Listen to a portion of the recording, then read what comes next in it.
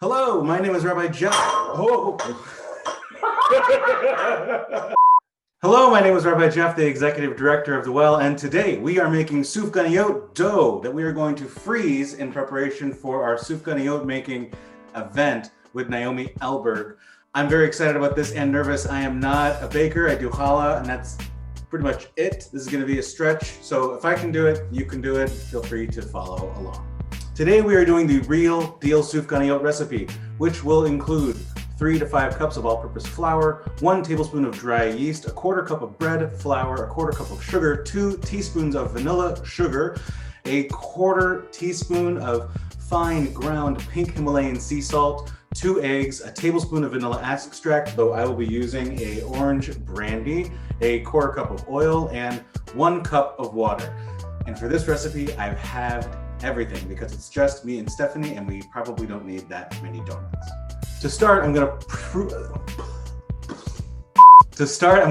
the yeast in a bowl and combine the sugar, yeast, and water, which is a little warm, waiting for a little bit to let the yeast rise to the surface and create a little layer of foam and bubbles, showing that the yeast is alive and ready to work for us. You'll also note that I don't have a stand mixer. I'll be using my hands for everything.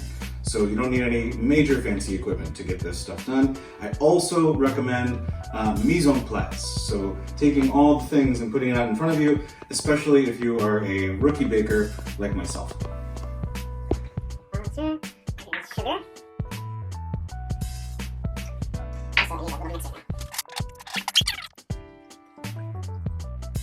Sugar and yeast. And that's it. Okay, so it took about 15 minutes to proof the yeast. Now we're gonna add vanilla sugar, eggs, oil, our liqueur, bread flour, and all-purpose flour, and a little bit of salt, and start creating our dough.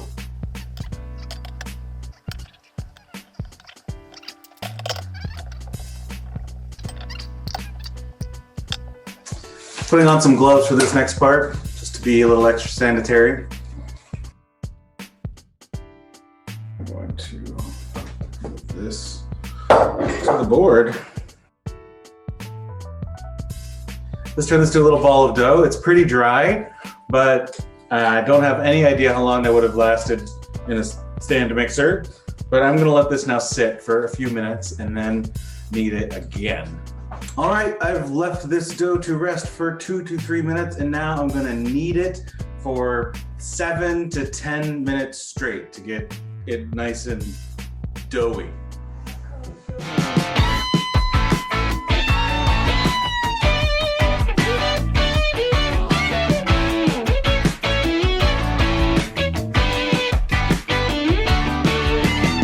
I caught your teardrops with my shoulder when you cried.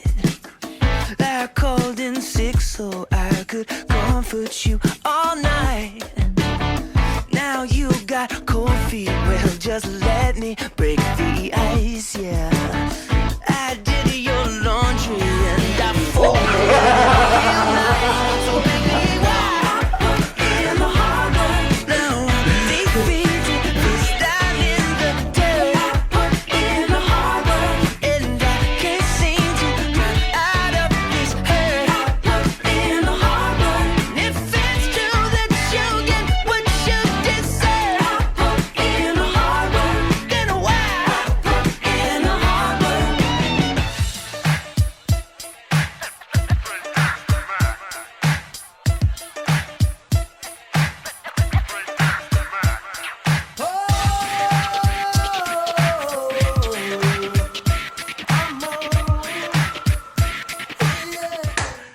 All right, so the dough is now soft, smooth, and elastic, and ready to be rolled out and portioned into balls of dough that we are going to put inside of a cookie sheet. I put some Pam spray around this, and we're gonna throw it into the freezer. This is what's gonna fit in our freezer, and there they will remain frozen until the next step, which will be putting them in plastic bags in the freezer until they're ready to thaw and fry. New rolling pin, who did? So I have 2 different cutters. One is both from different can tops for mason jars. Feel free to use a more professional cutter or just whatever you can find to make rounds. I think I'm gonna make small rounds. That's great. I'm gonna use the smaller one.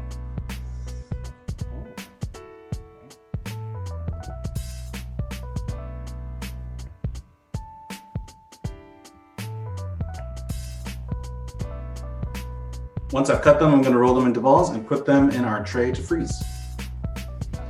That's the best one. Let's see it. Let me get a shot. Ah, perfect.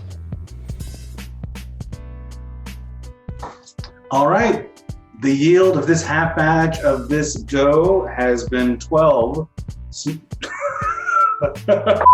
the yield of this dough has been 12 small balls for Sufganiyot. This is having this recipe. This seems a little dry at the dough, but I think we'll be able to address that on the other end when we thaw before we fry. Other than that, we'll put them in the freezer.